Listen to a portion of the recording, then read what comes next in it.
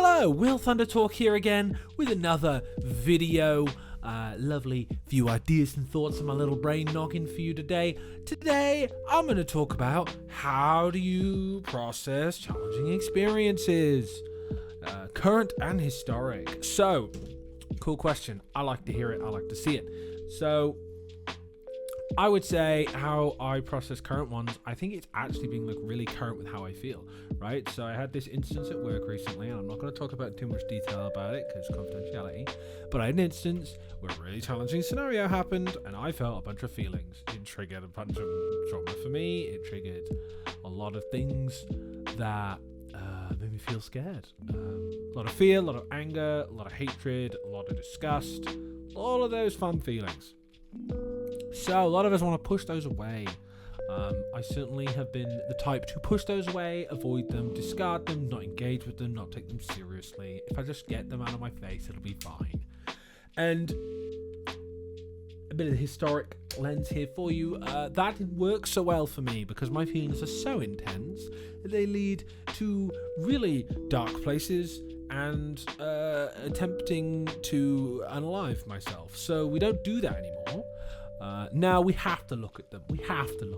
Okay? So when I'm feeling all of these fear emotions, it happened. It was an instance on Tuesday, and I felt very scared, and I felt very overwhelmed, and very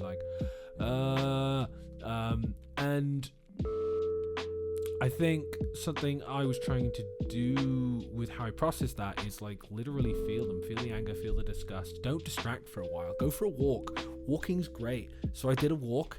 I got a treadmill for a reason in my house now, and I walked on that for an hour and a half. And I was just walking, and I was thinking, and I was walking, and I was thinking, and feeling that fear. Also, I know when you're in a fear. You're in a tense situation, your body produces adrenaline and cortisol, right? And that floods your system, so you can fight, flight, freeze, fawn, whatever. And I know that my body was in fight, flight, freeze, fawn. So I was well, what do you do with that, right? When you have a lot of strong, intense energy like that in your body, it's there to be used.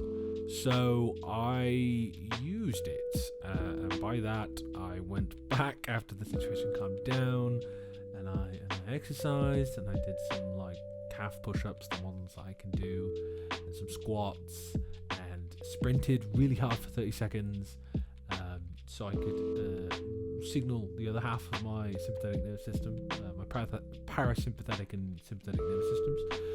Balancing those out because one's responsible for arousal, fight or flight freeze response, and the other one has you rest and digest. So I wanted the rest and digest to kick in. So you have to kind of use the energy in your nervous system, which I did, and it helped me calm down a lot. A lot of good science that backs that up. So I think something that I really do when I'm processing challenging experiences is acknowledge the feeling and then leverage my understanding of my own biology to allow my chemicals to rebalance out in a healthy way. So I ran around a lot and then I journaled, right? So for me, it's a balance of that emotional and that physical, right? And I think we need kind of both of those. And I think in my experience, because I went and talked to a men's mental health club yesterday, did a little presentation about kind of some of my ideas, which was really cool. But I think something I took away from that experience was that men definitely are less inclined to always directly deal with their feelings.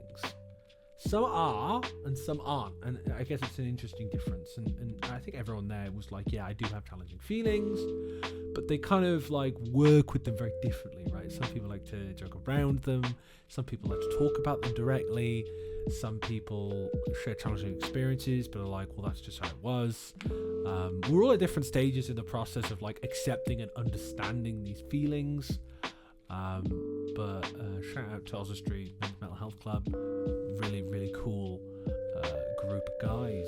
Big fan of all of them. And when I think about kind of processing challenging experiences, I come back to the values every time, guys. Every time. Why am I even doing this? Why am I here? Is this worth suffering for? Okay. So when that challenging thing happened on Tuesday, and I was scared and I was overwhelmed and it was a lot. I'm kind of thinking back, so like, why was I even there? How does that align with like what I want to do?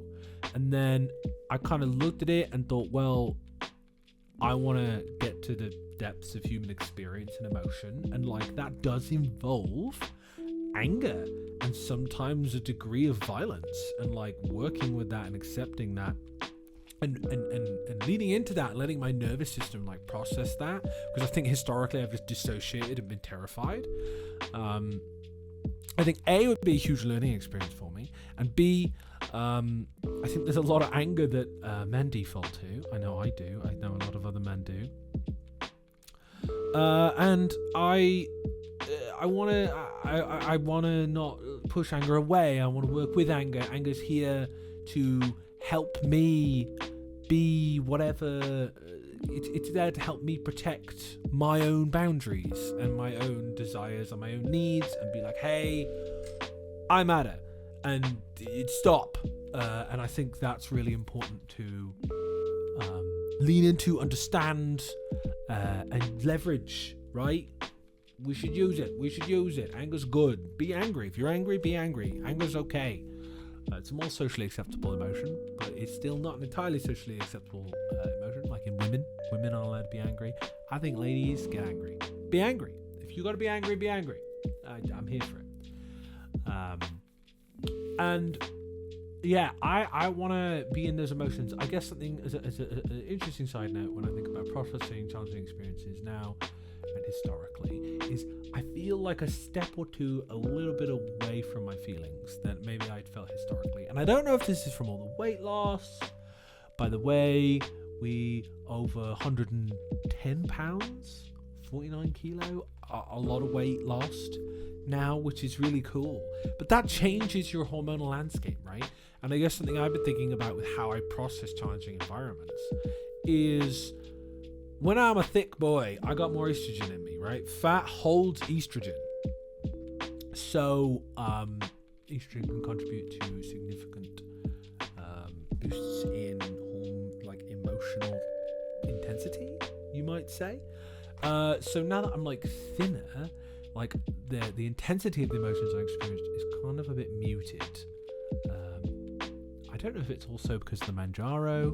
Some people say it contributes to anhedonia, which is like a duller feeling, a duller experience of emotions because it affects your reward circuitry, your dopamine, serotonin,